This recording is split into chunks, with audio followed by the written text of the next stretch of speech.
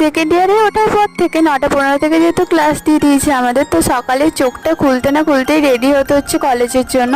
তারপর আমরা breakfast skip করে কলেজের জন্য চলে গেছিলাম। তারপর কলেজে যাদের মোটামুটি 9:15 থেকে ক্লাস দিয়েছে তারা এসেছিল।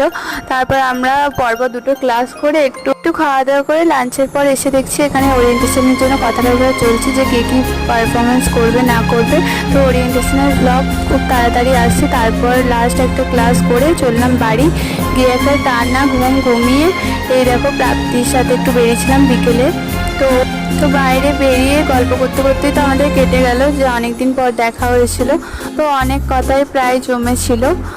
তো ওর তো গসিপ করা শেষই হচ্ছিল না। তারপর জিনিস কিনে এই দেখো এই রাস্তাটায় এত সুন্দর একটা ফুল গাছ দেখে আমরা তো নিজেদের কন্ট্রোল করতেই পারলাম না ছবি তোলার জন্য। তারপর ও আমার কিছু ছবি তুলে দিল আর আমিও তুলে দিয়েছিলাম।